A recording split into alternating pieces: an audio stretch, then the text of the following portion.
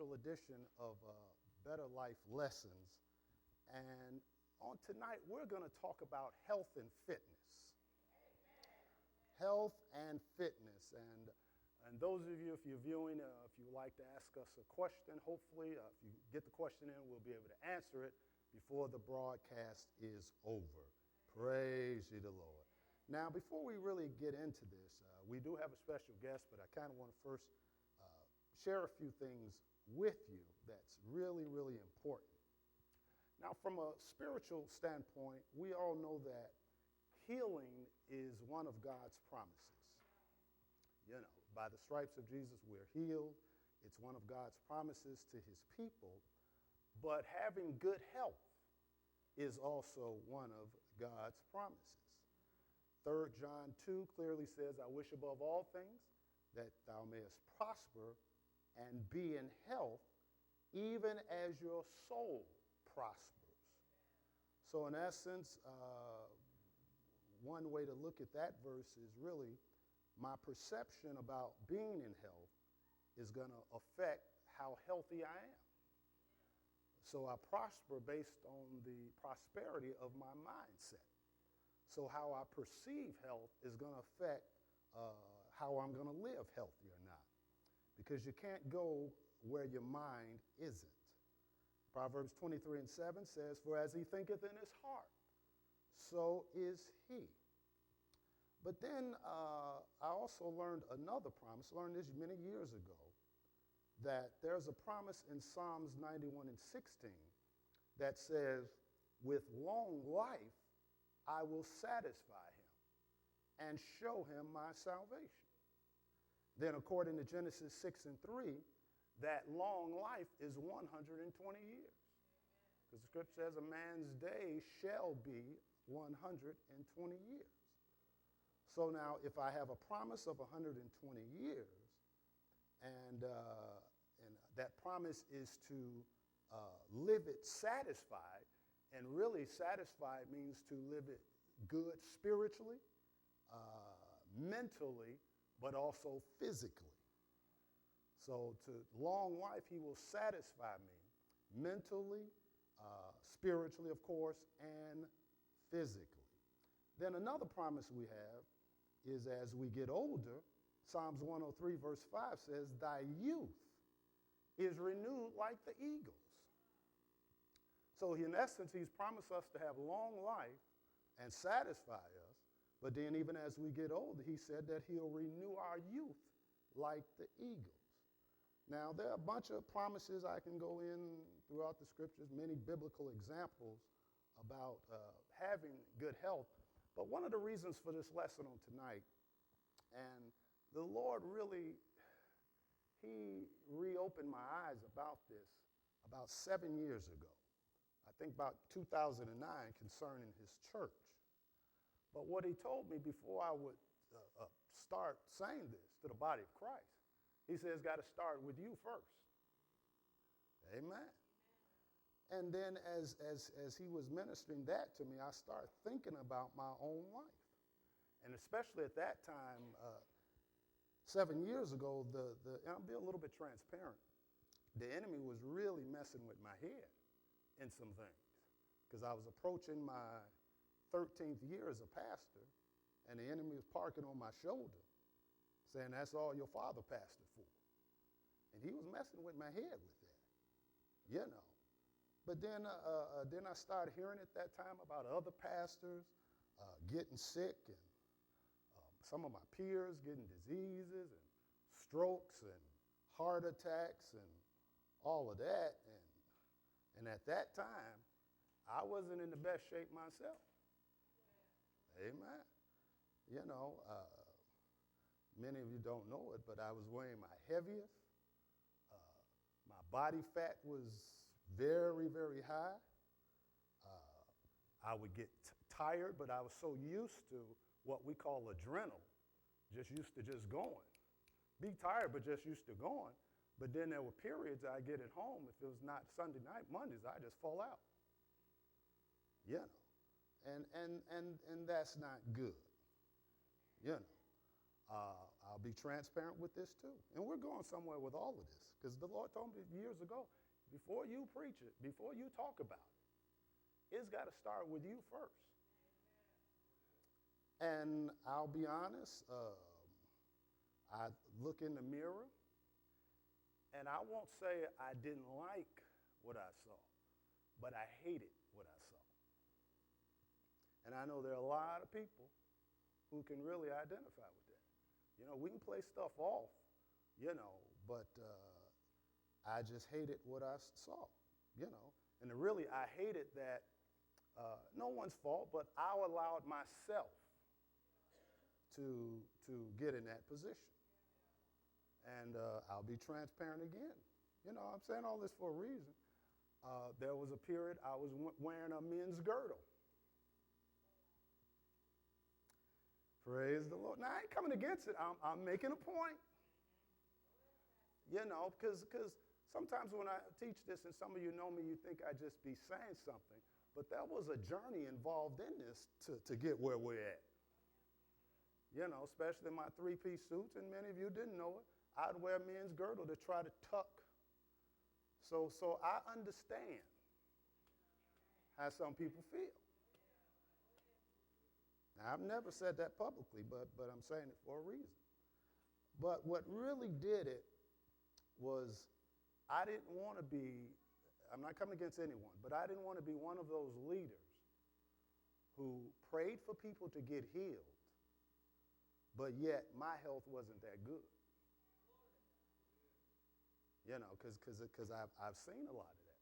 I've seen people who have great healing ministries, and then they end up dying prematurely.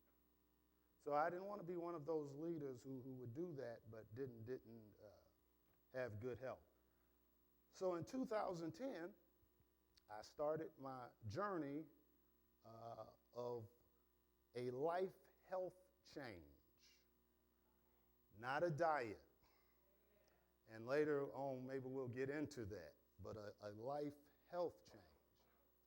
And for my 47th birthday, I got myself a membership to the fitness center. Started back working out long enough until I became committed. See, because a lot of folks can start, but start doing it long enough until I really became committed and changed my eating habits. Was it easy? Nope. Because, hey, I'm like the next person. I could eat 12 wings. I can eat an entire extra large pizza all by myself. Just like that. Couple slab of ribs can eat by myself. So it wasn't easy, but once again, when you stay in it long enough, you become committed.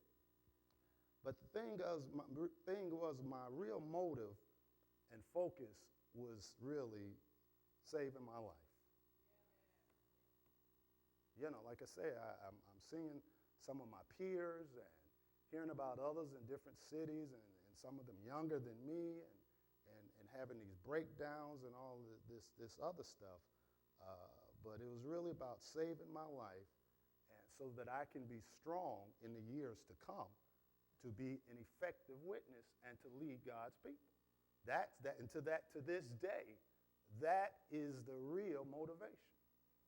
You know, to stay strong in years to come to lead God's people. So you see now, as leaders and as Christians, we can all say, you know, what the word says. I mentioned those promises earlier. You know, God has promised 120 years, long and strong and all of that. But we also know faith without works is dead. In other words, we can quote it all day long, but if there's no works behind it to back it up, it's not going to happen. So I'm just happy that it's been years ago. My next birthday, I'll be 53. Praise the Lord.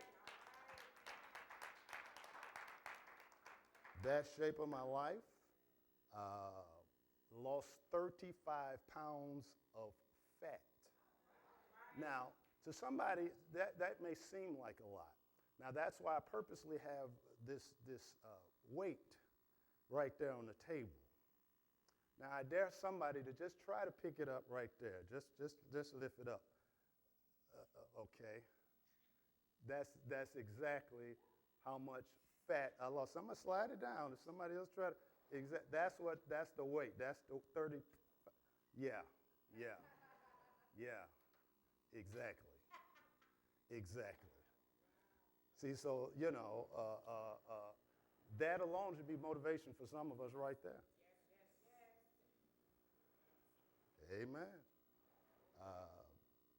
Also, lost 8 inches off my waist. Praise the Lord. And the thing about it, when you feel good about yourself, I don't care who you are, it helps your self-esteem. Now, people lie and say like, oh, I'm all right, I feel good. They lying. You're lying. Because I've been there, because I spent years in denial myself about it. And you can't live off of yesteryear. When you really feel, I don't care who you are, whether you're a believer or non-believer, when you feel good about you, it helps your self-esteem. Amen. So now tonight we're going to deal with some things. Hopefully we'll do a little Q&A and all of that. Maybe we'll talk about diets and do they work and give some statistics and all of that. And I asked Dr. Keena Brown to come and join me on this. Let's welcome Dr. Keena Brown to Better Life Lessons. Have a seat. Keena, if you get the microphone. Now, what I'm going to do, now those who don't know, I want to properly introduce her because she is someone that knows what she's talking about. And this is just a brief bio of her. Dr. Keena Brown was born in the south side of Chicago. She attended both elementary and high school in Chicago. Dr. Brown earned her bachelor's degree from Western Michigan University in Kalamazoo, Michigan, where she was a 4-year letter winner on the women's basketball team and current Hall of Fame inductee in 2010. She continued her pursuit on the educational path by earning 5 additional degrees, 3 from Chicago State University. I want to make sure I'm saying this right. This is a doctorate of education and Master of Arts in Teaching, Masters of Business Administration. Masters of Science. Okay. From Concordia and Roosevelt University, MBA. Dr. Brown currently coaches 8th grade boys basketball, teaches physical education in a middle school with approximately 1,000 students, and has played both professional women's basketball, international and the United States, and women's tackle football. In addition to her educational background, Dr. Brown is endorsed in the following educator's license with the state of Illinois: business, marketing, and management. Now I want to make sure, what are those numbers? 5 through 8, 5th through 8? Or what yes, is it? correct. 5th through 8, okay. General administration, K through 12. Health education, 5 through 12. Physical education, K through 12. Safety and driver education, 5 through 12. Standard secondary teaching and standard elementary teaching. Once again, let's welcome Dr. Keena Brown to Better Life Lessons. Well, Dr. Brown, this is about health and fitness, and I gave a little bit of my story from some years back and where I'm at now. Now we're just going to talk. We haven't planned any of this or anything like that. Really, and you got the credentials to let us know really how important is health, really. Well, it's very important to me, and I think that's where it starts. It's got to be important to you. So if it's not important to you, then it doesn't matter. Through sports, I was always working out, so I developed that habit of always competing at a high level. And then when I stopped playing sports, I was like, wait a minute, I was still eating the same. Because, like you said, we kill a whole pizza and we would just smash that and keep on moving, But then I was like, wait a minute, you're still eating the same, but you're not doing the same high level of intense training. So those calories would have been burned all that time. Now, when you stop working out and you're eating the same, that's how the calories come up. That's how you get big. And if you see former athletes and you see them, how do they get so big? Well, you're still eating the same, but you're still not exercising the same or having that high level of So if a person training. say, I don't know how I'm gaining this weight. Well, you're eating, so you're gaining the weight. Yeah, there's no. But I'm not eating a lot. I don't know how I'm just So, getting. somebody told me one time I only eat when I'm hungry, and I was like, and I didn't really know. I was like, when else do you eat? Of course you eat when I only eat when I'm hungry. I'm like, so you just got to be honest with yourself, and if you can look, yourself in the mirror and be like, I'm cool with what I see, because every time I train and work out, it's funny because when you guys be calling me, I'm at the gym. I'm like, no, I'm at the gym, man, because it's a lifestyle. It's something that you plan like you plan dinner. You plan to work out, like you plan sleep.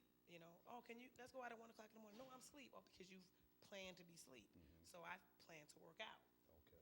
When I get off work, I'm working out.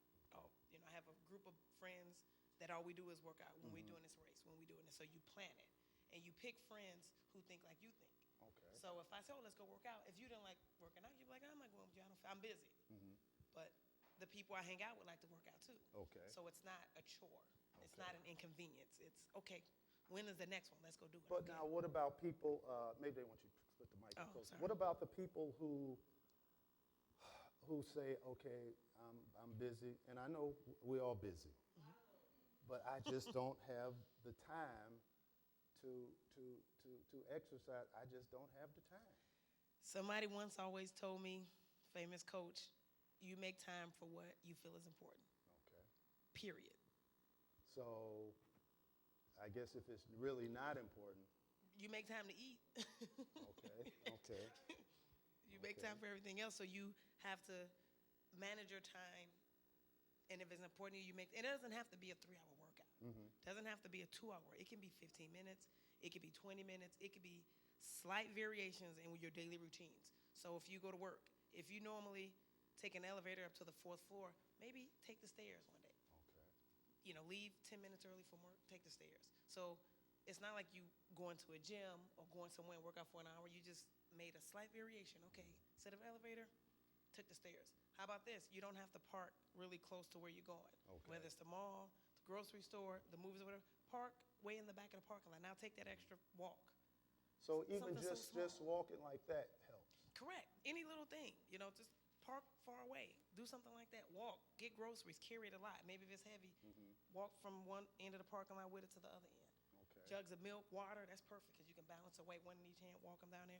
Things like that. If you live in an apartment building or somewhere where there's a lot of stairs, walk up and down the stairs a few times. Things like that doesn't really take away from your day like you think it would. Okay. Instead of going to the gym for 2 hours because that seems so far away and it seems like a laborious task. And people be like, oh, no, I'm like, 2 hours? No. Just, okay, we'll do something ever so slightly, and then maybe don't eat after 8 or 8:30 at night. Okay. Now, since you mentioned that, there are a lot of people who, especially they do it at the first of the year, make these New Year's resolutions, and say, I'm going on a diet. Now, why is it that the majority of people, they start, but then it's over? I mean, I guess my question is, who are diets for, and do they really, really work? Well, like everything else, it's a business. You have to make the money. So if I play on your vulnerability, then that's going to make me a couple extra bucks, of course, particularly if I know you're, desperate and you'll do anything. So if I tell you, oh, you know what, if you eat this DVD, you'll lose 2 pounds, you'll probably try to taste it and, lick on it a little bit. If you think it's going to make you lose weight, all right, give me $20. All right, cool. Because it's psychological. It's mental. So I think when people say diet, it's a scary term that people look at like, oh, no, it's only going to last for 6 weeks. It's temporary. They'll say when you're going to diet, do it for 6 weeks. Do this for 2 months. You have to do something every day of your life. It's lifelong. Now, a diet is something that is, something that's an awakener. Okay, this is what I can do. But nobody can drink liquids for 30 days straight or something forever. You're not going to do that. So you incorporate certain things into what you do so that it's not a diet. It's just, this is your lifestyle. That's how you eat. That's what you do. So a diet, are we saying diets are no good, or a diet has a purpose? It's a purpose, but it's just how you approach it. Because if you go on a diet, then it's something that you have to do for the rest of your life. So you don't do a diet. You would do something like, okay, I'm going to change the way I eat. What about a person who, and this could be men or women, but sometimes it's usually women. Well, my reunion is coming up, or a wedding is coming up, or something is coming up, and I want to be able to look a certain way for this particular. It's occasional, correct. This occasion, Correct. 3 months from now, 6 months from now. But I think you should look at it like, I want to look like that every day, not just for this birthday party or wedding or whatever. I want to be in shape every day. Anything could happen. I want to be ready if somebody say, hey, let's go over here. Okay, I'm already ready. I don't have to get ready for that occasion because it's a life change and it's difficult. It's something that you have to be determined to do, be persistent. And somebody was telling me, if you don't like the way you look, eat naked. And you take one bite and then you're done. Well, you're so- saying that, and I mentioned that a little bit in my intro because, and I admitted to, and I'm not coming against girdles and camouflage, but we can publicly camouflage Of course. a lot, Yeah. and I think, and that helped me. I mean, no one really knows how you look but you to a point, unless and I think there's something in that, that you really look at yourself, exhale, because we all inhale, exhale and look and say, wow. Yeah. I mean, I think it's you have to look at yourself. And if you're happy with it and people say, oh, yeah, I'm happy, but it's a struggle too. So I think you have to surround yourself and have a support system in place where people can say, hey, okay, now, when I teach faith and fitness, I tell them after class is over, whatever you eat has to be something very light, very minimal. Some fruit, a yogurt, something like that. That's it. If you didn't have your dinner before this, forget it. Because you're about to go home and go to bed anyway.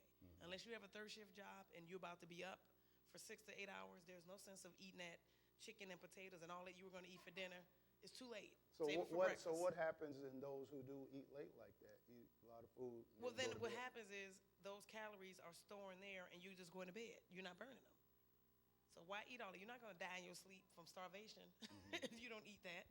So have it for breakfast. Get up, put in a milkshake, blend it.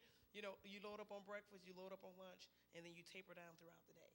Because then that way you're burning less calories as you're winding down because you're about to go to bed. So you get up in the morning, have the biggest breakfast you want, big lunch, because then you're still up, you're moving around at some capacity to work it off. Okay. Now, before we kind of get into some other questions I kind of wrote down, I knew we were going to do the program today, and maybe you have some statistics. I just have to kind of write some stuff down. And I was a little surprised, and it might be more than this today, but they said, you would know this more than me, but they said more than 2/3 of adults are overweight or obese. Yes. When I was writing my dissertation, I had to do a lot of research on obesity and how it affects as far as students and physical education and people wanting to cut physical education. So I had to read a whole bunch of articles and journals about why PE was important, and I had to make sure that I conveyed it to administrators so that they can see you have to keep PE and how it was important for cognition and getting the test scores and not being sedentary. And so that was the big fight, the big push. And so what was alarming was not even the adult, obesity. It was more of the children's obesity. Wow. That's what I was like, wait a minute. And it was like it was almost 2/3 of adolescents between the age. And the thing is, as a PE teacher, I was like, wait a minute, where are these kids at? And it was like they would even do different states and who were the largest states and the people. And then they looked at, with the elementary school, the PE programs. And in high school, in the state of Illinois, you have to have physical education every day. In my middle school that I teach at, we have it every day. In certain elementary schools, they may have it 2 or 3 times a week. Oh, they don't have it every day? No, because a lot of that could be the facility, it could be staffing, location. Some of them will have it in the lunchroom, things like that. And so they didn't have anywhere to place it. And we were like, well, why wouldn't that? Because it gets cold outside and you can't have everybody outside all the time.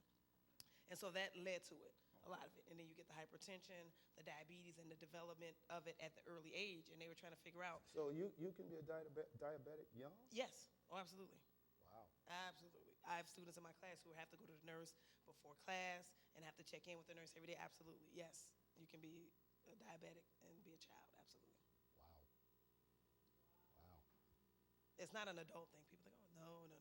See, and that's important because sometimes younger people can think, oh, well, I'm young, and No. and if not all of us, most is we were young, we would do anything, eat anything, whatever. But you saying you can be a diabetic? Yes, you can be, yeah, because it's just, you just have to start, if you can start young, fine. If you start as you get older, it's fine. It's never too late, though. That's the beauty of it. It was something that I was looking at when I was teaching health in the summer, and we used to have to show the students pictures of lungs, a smoker's lungs and a non-smoker's lungs.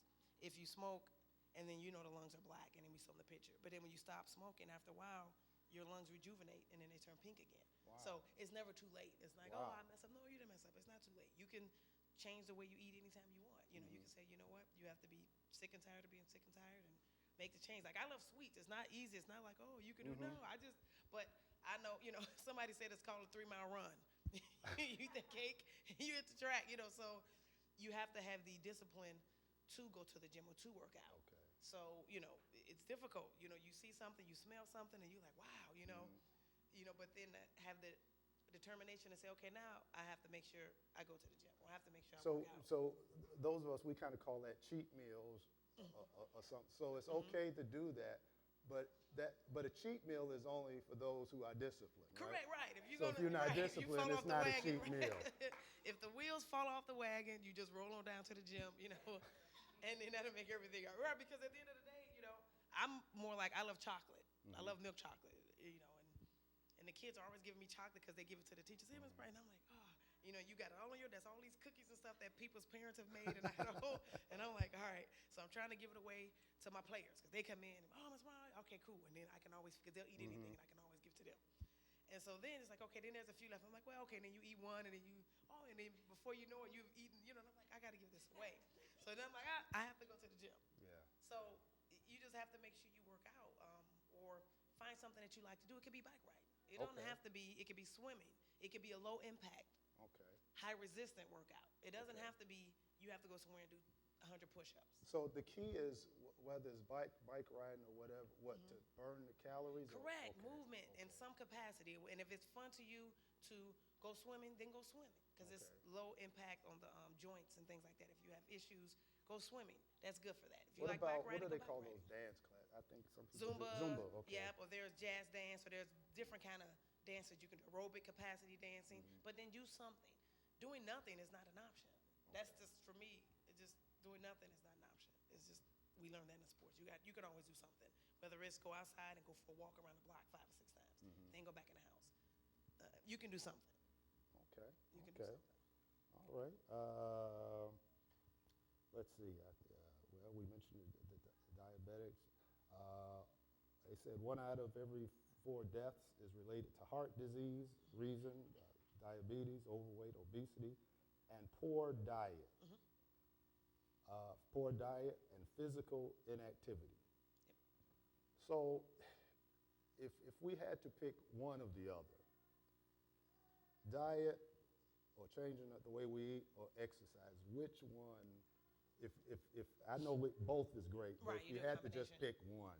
Well, I would pick the exercise because at least you keep moving, because sometimes it depends on, you know, your upbringing. When I was, you know, growing up, obviously I didn't buy the food that came to the house, so I had to eat what was set in front of you. And so that kind of thing is, if they said it there, you had to eat it. So you can only control that till you get to a certain age, till you're old enough to buy your own food. So through process of elimination, you have to focus on, okay, you can always work out. You can always go outside and play. You know, even as a kid, you can play at some point. The sedentary lifestyle that the adolescents have is because of video games. And we had Atari, and that was about it when I was growing up. Right. That's all we got. And now these video games are so elaborate that you could be sitting on the couch for weeks stuck in that game, you know, which is, you know, you got to, you know, if you're a parent and you see me, you got to get that game out of there, you know. They can move around. We went outside. It was 4 of us. We was up and down the block, running and running. So you can always exercise because you can do that. It doesn't really cost you any money. You know, the food, like I said, it depends on where you are. If you don't buy the food, you know, as you get older, things are expensive, so you can kind of, you know, get away with that. But definitely, you can always move because exercise is something you can do. Okay. Let's see. I was also reading 29% of Americans have high blood pressure. In 2013, 360,000 deaths was contributed to high blood pressure. Wow. Would you know, and I know I'm just throwing this out, what are some things that causes maybe high blood pressure? Is it some of that dieting too? Well, yeah, or what you eat? Or? Yeah, because the heart is a muscle. It's a very strong muscle. And it could be crowded with a lot of fat. And it can't function like that. And when I'm in Faith to Fitness, I tell them fat and muscle cannot coexist. Somebody has to go. And it's a constant battle. And so you have to keep pushing. And your heart has to be clear of any kind of blockage, if you will. It's like plumbing. You know, if you have pipes and then the pipes get clogged, the water can't flow clearly, just like your blood can't flow. Everything is pumping through the heart. So if it's crowded, it can't get through. Then that's when you get the high blood pressure, you get all the blockage, you get the headaches, your body feel hot and cold, you know, because the heart is like, wait a minute, you know. And the heart is a strong muscle. It can take a lot, but pounding and pounding and pounding year after year after year, you have to understand the heart is like, man, sometimes people's heart just, I can't take it when it gives out. And it's working twice as hard as it should. So if you're out of shape. Okay, say that again now. If the more out of shape you are, the harder your heart has to work because it's trying to keep up with everything. And so it makes it hard for them. Now, it's not like, oh, if you do something for a week, you're going to no. But you're talking about just as years and years and years. The heart is trying, and it's trying to keep up, and it's working, it's getting there. But then the worse you are as far as, you know, you're out of shape, the heart has to try to keep up. And so it's constantly, it's like pulling and pulling. It's like running uphill. It's tough. It's like, man, you think you're going somewhere, but you're not really going anywhere. Okay. And so you have to do your best. You know, and it's difficult. Again, it's your support system. Because things smell good. People are cooking nowadays. Things smell. You go somewhere, you're like, ooh, and you could have just eaten, and you just only eating because you smell it, not necessarily because you're hungry. It could be sweets. It could be whatever it is. So you have to try to do your best to say, you know what, hey, I'm gonna dedicate this to working out. So for me, I can't go 2 days without working out. I'm like, no, I just feel off. Like something is there. You know, I have to get up and go to a gym. I have to go somewhere and work out. It's in you have more energy when you work out. Your attitude is better. You're not snapping on people. It's everything. It's now say that again. That it obviously it helps your energy, but it helps your attitude. Correct. I mean, it's everything. Your mood swings, behavior disorder, all that. Exercise. Now I was told some years ago that certain foods it messes with your mind and all of that. Okay. Yeah, it's all about, like I said, once you exercise, you feel, because I've always, even after a game or after I worked out, I feel different. Like you sweat, you getting all the toxins out of your body, you just feel better. And there was a famous doctor from Harvard, and he did a research study on the brain, and he did a research study on the people who worked out. And he was looking at various disorders. It was like behavior disorders, like mood swings and things like that. And the people who worked out, it was a huge decrease in their mood swings and disorder and everything. They said because when you work out, you releasing all that energy. And a lot of times when I teach PE, the teachers love me because when the kids come in and when they leave, they're drained. So then when they go to class, they're not giving the teachers all they can handle. You know, and they're like, you know, and the students need to run. They want to go somewhere and release that energy. And if they're sitting all day, if you're sedentary, everything is sitting. So that means the blood is not flowing like it should. Then you get an attitude, or maybe, you know, you're in a class and how do you sit for 2 and 3 hours? You can't. That's not, your body is not meant to sit for 2 and 3 hours like that. Wow. Because you get tired, you get sleepy, the brain is not functioning, your cognition is off. It's at a stall, you know, but if you get up and move around, even if it's just get up, walk to the back, come back, and it's like, oh, all right, I feel better because now the blood is flowing. Now you think better when the blood is flowing. Everything, you do better, you know, your mood, everything. So sitting at your desk 8-10 hours a day. No, that's not good. No, not at all. So even if you have to get up and if you legally, you know, I guess after 3 or 4 hours, you're supposed to get like a 15-minute break or something, you know, depending on where you work, you know, but you get up, walk around the office, maybe walk downstairs, come back up, then sit at your desk where you making sure you're as comfortable as you can be. You know, you keep your abs tight, you keep your back, you know, posture, things like that you can work on. Then you sit back down at your desk. You go to lunch, bring your lunch if you can. Maybe try not to eat out as much. You know, go for walks, have water at your desk. Just, you know, any little things that you can do right there without going to the gym. You know. Okay. Well, you mentioned water. How important is drinking water? Well, Because at one time years ago, I used to drink a whole lot of pop. And I knew when I was drinking too much, because my back started hurting. Then I'd quickly flush it with water, then I'd be okay. But I knew I was drinking too much because my back would start hurting. I was never a pop drinker because I was always impatient and I couldn't drink it fast enough because the acid was burning my throat. So I was just like, oh, forget it. And I was always, so I never did catch on to it. I mean, I guess people have, but I was like, I never was, that wasn't my thing. I mean, it was all right, but I was like, nah. But it's a lot of sugar in it. And if you look at a typical can of pop or soda, I don't know, depending on where you're from, we call it pop. If you look at the calorie content and the sugar content, it's almost equivalent to a meal, a small meal. So I always tell people, I don't drink my calories. If I'm gonna have a piece of cake or something, give me that. I don't want to drink a pop because I could have had a piece of cake or some candy for that. So for me, I don't drink my calories. I try not to drink my calories. And so then that way I can have my sweets or have what I want. But a lot of pop is a lot of extra sugar that you're taking in. And the one thing is, it doesn't cure your thirst. It makes you more thirsty. So that's why you keep drinking it. So if you notice a person have a pop, they'll have 2 or 3 because it's dehydrating you more and more. So you're drinking it thinking, oh, I'm thirsty, I have a pop. No, you need water to cure thirst. Pop doesn't cure thirst. Now, what about, a person don't drink pop. They got a lot of these other drinks. Yeah. Now, different type of drinks. The monster drinks and all of that. Yeah, y'all, the energy drinks. Everybody's got to make a buck, I guess. At the end of the day, you have to, do for you and how you feel. Because you may drink something and be like, wow, I felt okay. You may drink something else and be like, ooh, I didn't feel right. You can't really go wrong with water. But if there's something that you like to have, if you can get a sugar-free kind of drink, but if you have something, have it. But I think, 70% of what you drink every day should be water. So if you have, if you're a pop drinker, like I used to train people up at the gym, and they would say, oh, I have, they drink a 12-pack a week. I'm like, wow, how do you drink all that pop? But so I said, well, instead of just going cold turkey, because that's very difficult, I said, well, why don't you do this? Have 2 a day. Just cut back. You don't have to have all of them. Just take 2. And then when they tried that, they was like, okay, because at least you get something, but you don't get as much as you did. And then that's how you taper off. And then go back to 1 a day. You still got what you wanted. Yeah. Then you work out and then you do everything else. Then it made it seem like they only gave up a little bit. Because if you compromise, you just have to put something on the table, but you don't have to give up everything. So, okay, have 1. Have it. If you like cake, have a piece of cake. Don't eat the whole cake. Have a slice. Okay. If you like cookies, have a few. Don't eat the whole bag. That's not. Have some. You don't have to go around with this rigid, lock on your mouth like, oh no, I can't have it. No, have it. Have a bag of chips. They have the smaller bag now with the chips too. They make them smaller. Everything is smaller. Non-laters used to be these. Remember, non-laters used to be bigger. Now for some reason everything shrunk. So everything is smaller now. They have the Ziploc bags. They're it's like a half a bag almost. It's just about this long, and that means you don't have to put as many in there. So you can buy a bag of cookies, and it'll take you a week and a half to eat those cookies versus one night to eat the cookies. Right.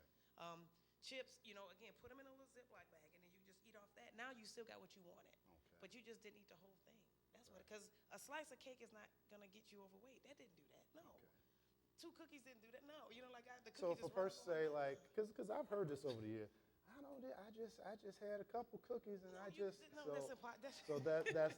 not true. No, you can't. No, because it's over time. Like if I eat a bag of cookies a day, then I'm gonna be like, wow, stuff is gonna be hurt. Because I'm gonna have 2 cookies. So I don't. If I see something, oh yeah, all right, give me a little piece of that. Give me that. It's just how much. You don't. And I usually tell the rule of 3. You can go. It's like 3 minutes, 3 days, 30 days. 3 minutes without oxygen to your brain can kill you. 3 days without water can kill you. 30 days without food can kill you. There's differences among certain people, but as a whole, that's what it is. 3 minutes without oxygen to the brain, you may have some kind of damage. You may be okay, but give or take, most people, that's too long. Right. Your body is mostly water. So 3 days without water can kill you versus food. So if you need to have something, drink something first. Eating ain't gonna kill you if you didn't eat for 2-3 days. You okay? You can be somewhere stuck in the woods. You'll be all right. Okay. You need water first. So you better grab a tree or something or a river and drink the water. That's gonna keep you alive more. Missing food is not. You just think that because you're like, oh, I'm hungry. No, you're probably thirsty. So drink what about first. people who don't drink much water? You should, because at the end of the day, your body needs to flush out everything. So you need that water to flush it out. Your body majority is water, so you have to keep that water going. You don't want to dehydrate. people who have headaches mostly, it's probably because they're dehydrated. More than likely, you're probably dehydrated. You have to keep your pipes clean, and to do that, you have to flush it with water. That's the only purest thing that you can have, where you can be like, well, I'm not sure. You know, if you want a pop, drink a pop, have it. But have a couple of bottles of water with it, too. You know, Kool-Aid. People still drink, okay, have Kool-Aid, but you know what? Have some water, too. Don't just, you know, use Kool-Aid as your only source of liquid and pop.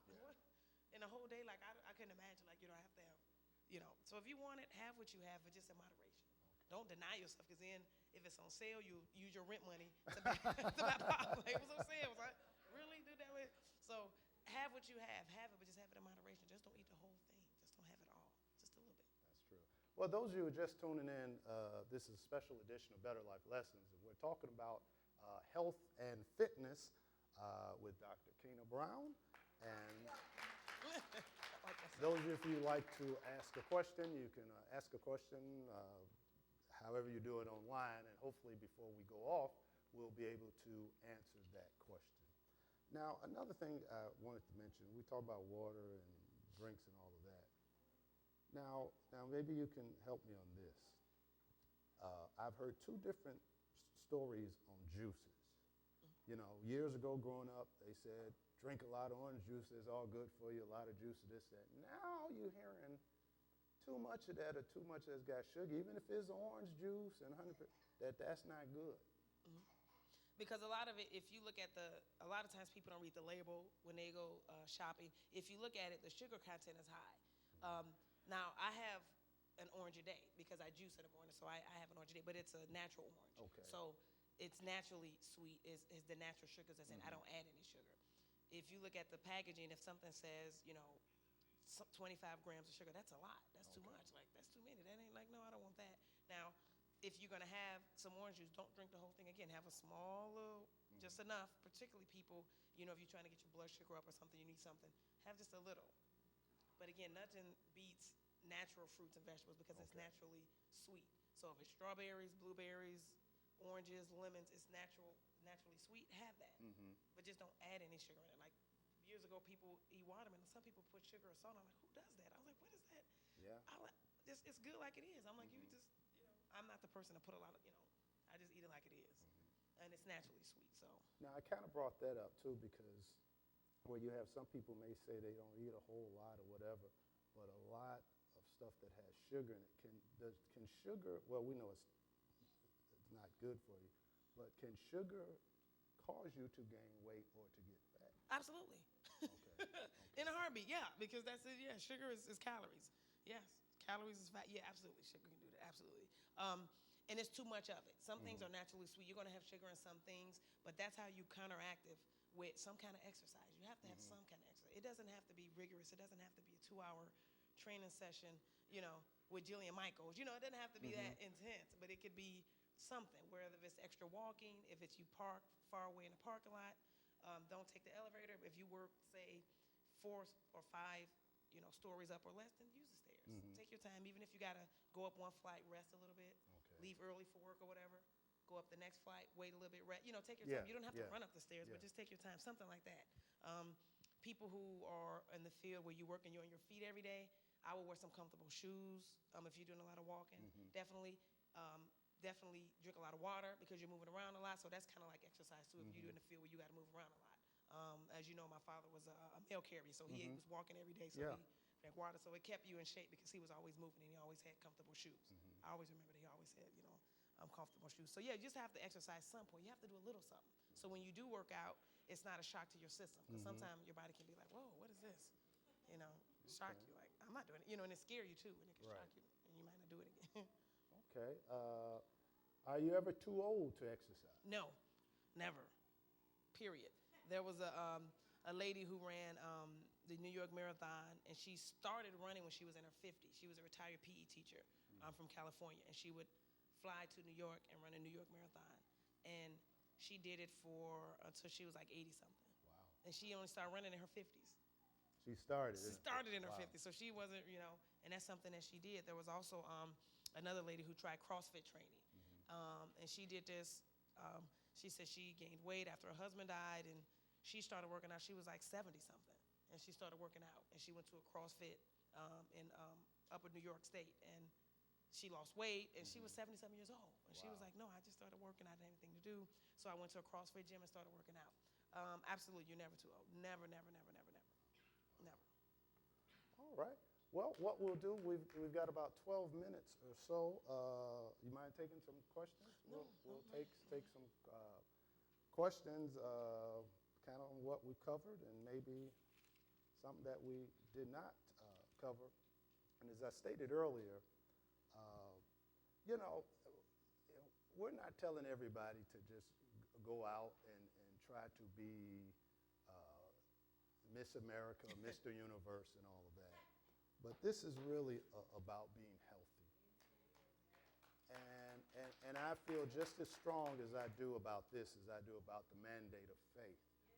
Because I've seen this over 30 years of a lot of premature deaths, and as I said, my peers and ministers and people and all of that, and people with great healing ministry, different things like that, but they found themselves unhealthy, you know. You know, if we want to be effective and if we want to live long and strong and finish out our work, you know, we're going to have to be healthy with that. And I know we can take it for granted because we've been going so long, you know, and as Dr. Brown really said, really, with that heart, with the muscle, with the heart being a muscle, and when you're out of shape like that, it's putting, twice as much. That's serious. You know, in other words, when she was saying that, I was thinking like you putting twice as much pressure. You 30, now you like you 60. You 40, now you like you 80. You know, you putting twice as much pressure on that heart. So, like I said, you know, we're not saying, you know, you're going to be Mr. Olympia and all of that or Miss whatever, but it's really, really about being healthy. You know, we talked about overweight, but I think also we don't want anybody underweight. Right, correct. Either. Well, people, the biggest misconception is that if you're skinny, you're in shape. No. Some of the flexibility is up. No, it just means metabolism is different, but it doesn't mean they're healthier. Healthy, there's no weight attached to healthy. There's no dress size or pant size attached to being healthy. Because your healthy could be a size 16. Right. Somebody else's healthy could be a 20. Right. Or it depends on your weight and size. You know, sometimes people do the BMI, which is the body mass index, but it's a ratio of height to weight. Okay. So everybody doesn't have to be a 0. You know, nobody. Right. Because if anything, you could be unhealthy and sick because you starve yourself, and it can have the reverse effect. You can have a heart attack because you have the reverse effect because your body is so thin. You can fall out and faint. So it goes both ways. So it's not just, skinny people are fine. No, it's not like what you think. No. That's true. Right. Flexibility-wise, no, I've been trained. I was like, what are you doing? So no, it's not. It has nothing to do with that. You can be, thick but healthy, and that's all that matters. It's not about pounds. People look at scales and weigh themselves. That's not necessarily the case. It's about inches and how you feel. Right. Because muscle weighs more than fat. So if you get on a scale and say, I weigh 200 pounds, but if it's 200 pounds of muscle, if it's 200 pounds of fat, that's a difference. So it's not about the scale. The scale, don't read the scale. Forget that it's about inches. It's all about the inches. Very good. All right, we can take a couple of questions.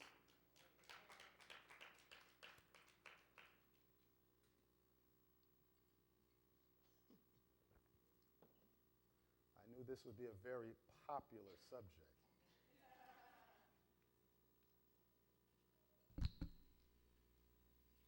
All righty.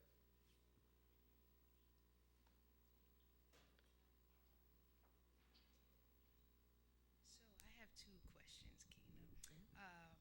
One is about fitness, trying to get your family together. So like with the kids, they might not be able to run on a treadmill, but some things that they can do, that we can do as a family collectively to all be in shape. And the next one is, how do you know when someone is addicted to food, like with the mood swings and things like that? Because I've seen that, and I've seen it, the lack of it. They're like, it's over, right? Yeah, they're like over the top.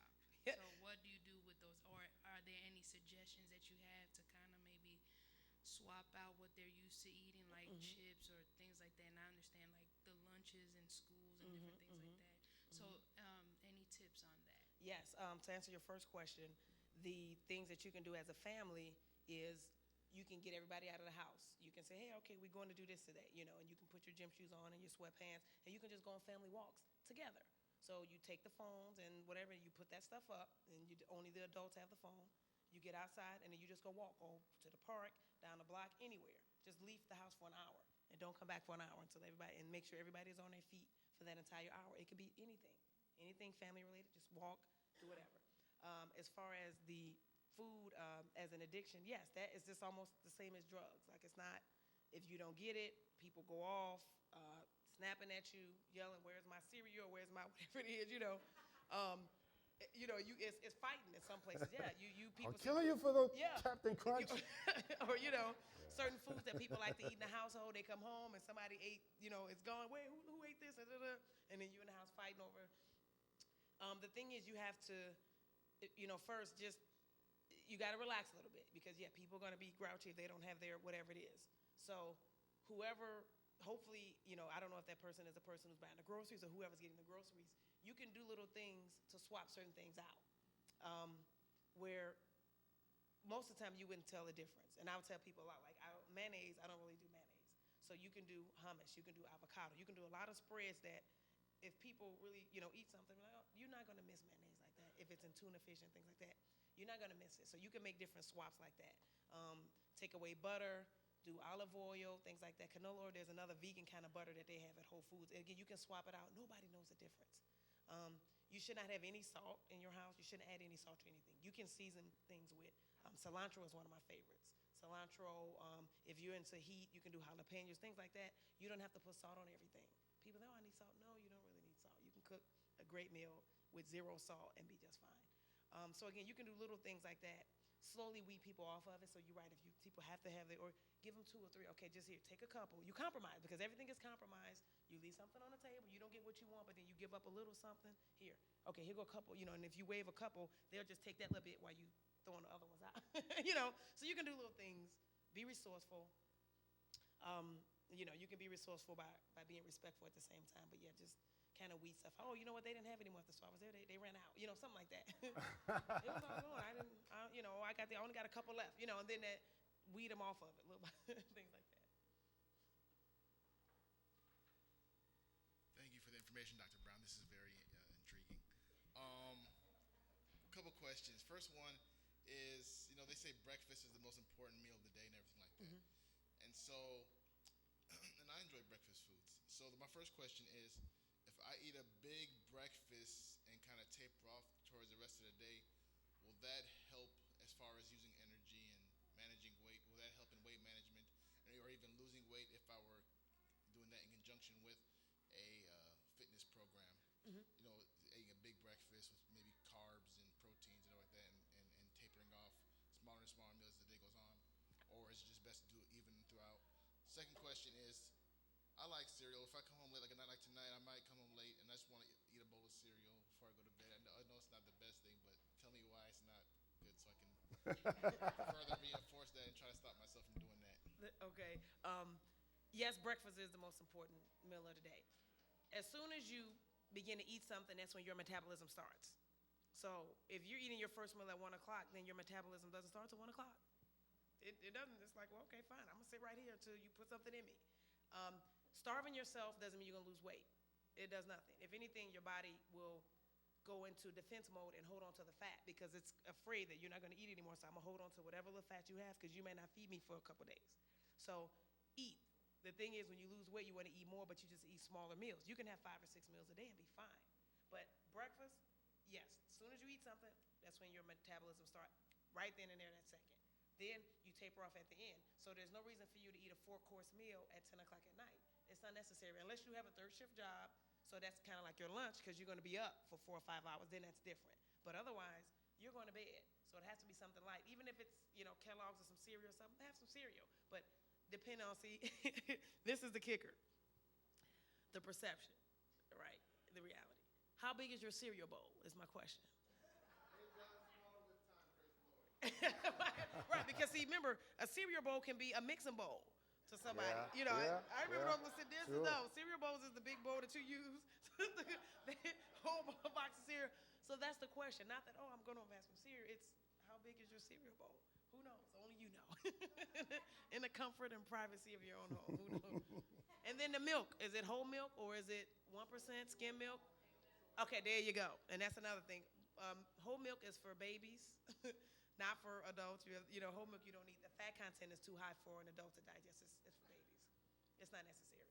Skim milk, almond milk, things like that is fine. And nobody can taste the difference, believe me. So it's how big your cereal bowl is. I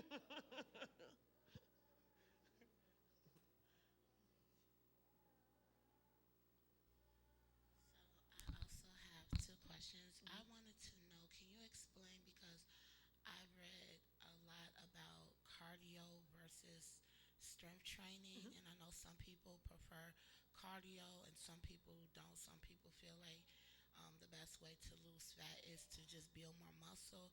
So is it best to have equal, or do you prefer one over the other? And also, um, me like losing weight and things like that, are there any type of exercises you could do for like the lower part of your stomach that you would recommend? Yes, and thank you. She comes to Faith and Fitness too, so you can see the Speaking of difference. faith and fitness, we might as well Faith give and a Fitness plug folks. for it. Yes, so Faith and Fitness Yes. is here every Tuesday at at 7 o'clock. At 7 o'clock Yes, p.m. Central Minister Standard Angie is Time. there taking care of business, so So yeah, to answer your question, a mixture of cardio and strength training. It depends on what you like to do. If you're the type of person that likes to run a lot, then you can do a lot of cardio. If you like doing stairs, things like that, then go for it. Because basically, you want to do something that you like doing and that you enjoy. You want to have fun. So you don't want to do something reluctantly. Like, I don't want to do it, because then you're not going to give it your all. You're not going to be enthusiastic about it because you don't want to do it. So you want to do something that you love to do. And if it's cardio or something, do the cardio. It's okay. It's good either way. If you want to do strength training, do strength training. You do a combination of both. Build some flexibility in there as well. So definitely we use the principles of, body composition, flexibility, muscular strength, and endurance. You do it all. But if you find something that you particularly like, then stick with that. But do something. Doing nothing is not an option. And yes, to build your lower abs, you can do exercises that we do in class. Standing up, you can do abs standing up, because a lot of times people don't want to get on the ground because then it's hard getting back up for whatever reason. So you can do abs standing up. You can do leg raises. You can do knee ups like we do in class. You can do bear crawls like we do in class, things like that. Running is also jumping jacks, jumping rope. Any cardio like that automatically works your abs.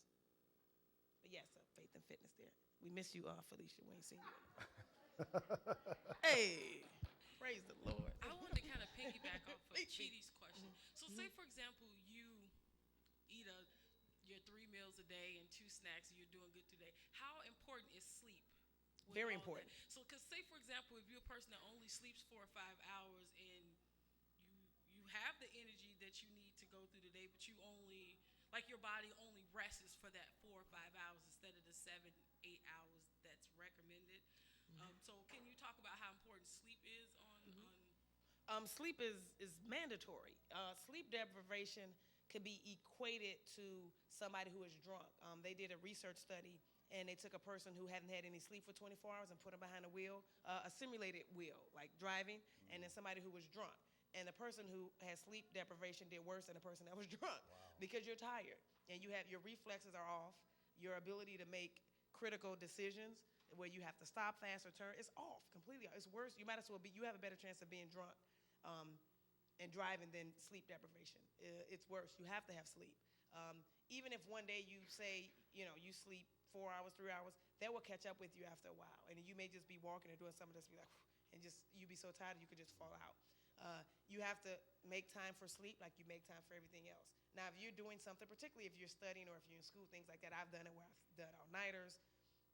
Those are rare occasions, but you have to definitely get your sleep, particularly if you're in the field like I am. I have to be on high alert because these kids will get you. I have to be on high alert every second. If I turn my back, they're climbing up in the bleachers. They want to punching each other in the corner. I have to be on high alert. I have over 200 kids. I have to be on high alert every second, and I love it. And I match their energy, and they can't believe it. They look at me like, how did you see me? Because I saw you, Miss Brown, they're in the corner. You got to be on high. I need my sleep. I cannot be sleepy or falling asleep or I look up, these kids will do something to me. I wake up and I what happened? Can't do it. So yeah, sleep is very, very important. Gotta have it. Mhm. Well, because the thing is, that lack of sleep affects your body. So if your normal metabolism, when you get up in the morning and you eat and you go about your day, that lack of sleep can put things at a stall. Because your body is like, well, I'm tired. Wait a minute, I'm supposed to have some sleep around here somewhere, and then there's no sleep. And so the way your body normally functions is not normal anymore. Because then it's like, well, we didn't get our sleep today, or we didn't eat, or there was no water in our system. And then your body's just like, huh? And then the body is, do you see the movie Inside Out? And the feelings or everything is, you have those feelings going on in your head, and your body is a great defense mechanism. And your body is always trying to fight for you. Your body is great with healing with diseases and everything. Your body is a natural everything. It takes care of itself, but you have to take care of it too. So if you don't provide it with the water, if you don't provide it with sleep, it can't do what it's supposed to do. So you put things at a stall, at a standstill. Like, I didn't sleep. The body's like, well, what are you looking at? What are you looking at? I haven't laid down. What do you want me to do? So I can't function as fast. I can't be on high alert. Your metabolism is not going to function the same because you haven't slept. So your body doesn't, it's out of whack.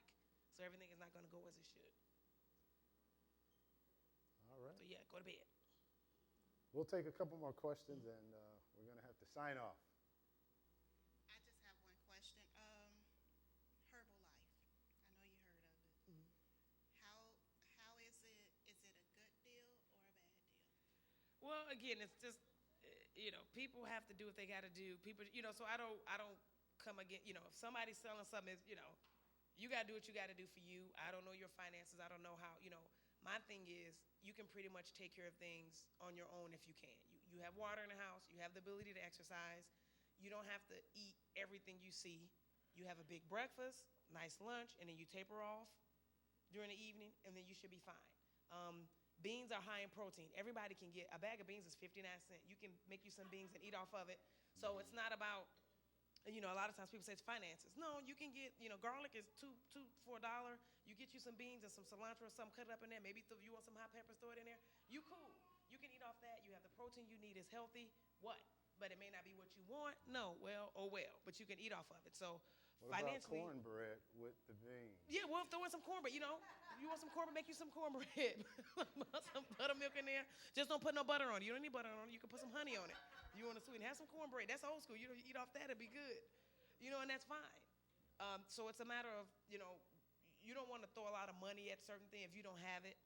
Because you can use that money for something. Maybe use that money on an outfit or some shoes or something like that, more tangible that you can really appreciate and be like, ooh, for me, I'm like, yeah, you know what, I've used it, buy some gear, some Jordans or something, ain't that right? Ooh, Pastor, praise Jesus. So you can spend money on something like that. So for me, if it's some gear, some athletic gear, I would, any extra money, I would put it there. So if you can get away from things that people are selling, if you can, if you want some stuff, have it, but don't, you don't want to put all your finances in it. You can take care of stuff kind of yourself.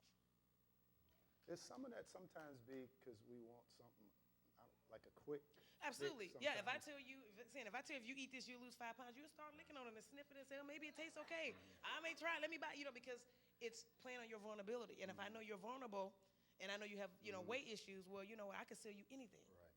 I can sell ice to an Eskimo. So what? I'm like, because your state of mind is not to a point where you can be like, no, I don't need that. What are you doing? No. When you can just be like, you know what? No, I don't really, and again, people are marketing different things for whatever reason. Nobody made you buy it. So once you bought things before, I'm like, what am I doing with that? It is what it is, but you can save that money and kind of, buy a blender. So Get some there's fruit and really, vegetables and make there's really no such thing as just a quick way to just Not like that, no. just No, not take like this that, yeah. and Because even if presto. some of that stuff, you don't know how they grounded it up or put it, package it together. They're selling it. Yeah, it may not kill you, but who knows? You eat that stuff and then, it is what it is. You're taking a chance, but legally you can buy whatever you want. Right. It is what it is. But for me, I'd rather buy athletic gear. The Jordans came out. Oh, praise Jesus! I can buy stuff like that. So, you do your finances the way you see fit. But if you can help it, buy a blender, buy some fruit, vegetables, grind it up, drink that. Something that you can kind of, All right. another faith and fitness. Once again, Faith and Fitness Yes, every you see that. Tuesday here at Folks 7 got p.m. Praise Jesus. All right. Hey. Really quick question. So if you lose weight at an accelerated rate, it's just kind of more so, I guess, changing your diet. You don't exercise as much. You get flabbiness. What can you Right. Skin is elastic. It stretches, as we know. For people, like say 10, 15 pounds here and there, I think you should be okay. But if you lose an enormous amount of weight, the skin will hang. And a lot of times to tighten it up, you have to do muscular strength and endurance because you want to snap that skin right back into place. Now it'll bend, it'll go right back just like a rubber band. It'll pop back in its place, but you have to keep unless you lose like an enormous amount of weight, and those people have surgery, but that's just to tear off their skin because it's so loose that it's hard to put back. So they'll cut that. But if it's anything 60 pounds here, 50 pounds or less, something like that, your body can bounce back, and you can work on muscular strength to tighten that skin back up.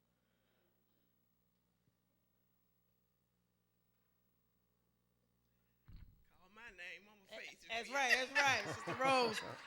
No age limit. Hey, it's all good. That's right. I got to check on Felicia already, right? But Sister Rose, always got to check on her. I got kind of two questions. Mm-hmm. Suppose if you eat, but you just eat like once a day or either late at night, and then you don't eat no more that other part of the day. You get up and go on to work, and you don't eat, but you steady losing weight. That's not too good. No, that's called false hope. That is a poor eating habit.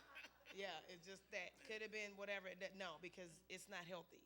And when you do things that are not healthy to your body, over time it's going to come back. So, if you just eat once and go, oh, I ate once and I lost weight, look at me, that's that false hope. It's that dangling out, And my other question, just suppose like that's a glass of ice water right there, and you got the milk, regular temperature water. Which one is the best for you? I heard that the ice water is not. Right, no, because it'll shock your system because that's too cold. Usually you can drink, people may not like it, but room temperature water is the best. Yeah. If it's like incredibly hot and then you have ice water, it's not gonna do, but it just shocks your body. You want room temperature water when at all possible. Put one ice cube in it if it's gonna make you drink the water. Put an ice cube in it. It's not, don't flush it down the toilet. No, have it. Just if it's cold, just put 1 or 2 ice cubes in it. Doesn't have to be like freezing cold. All right. Well, we'll close with this, and probably you all just kind of touched on it. Probably one of the biggest misunderstandings is people think if they eat less, they're going to lose weight. So what we're saying is that's just not true. No. Eating less doesn't mean lose weight. Actually, eating more of the right stuff will Correct. help you. And you have smaller meals and you eat more, it's better. If you don't eat, again, your metabolism won't start. It's not going to move one bit. So if you don't eat eating moves anything. your metabolism. At the second you put something in your mouth, your metabolism will start. That's why you get up in the morning, have some water, eat. I get up in the morning, I have some water, I make my shake, I'm drinking that, that's when you want to be greedy or go lose your mind. Get up in the morning, lose your mind. Afternoon, then you taper off. Now you've burned those calories. Eating at night, you're going to bed. You're not doing anything. So get up in the morning, have it. Afternoon, have it. Eat your snacks through the day. Then give yourself a cutoff time. Like after this time, I'm not going to eat anymore. All right. Well, wonderful. I hope you've all enjoyed this special edition of Better Life Lessons. We've been talking about health and fitness, and this has been Dr. Keena Brown. Always, those of you, if you'd like to be a part of Faith and Fitness, we're here every Tuesday evening at 7 o'clock p.m. So this has been Better Life Lessons. I'm Dr. Stephen L. Pettis. This has been Dr. Keena Brown. We'll see you next time. Come on, let's thank God.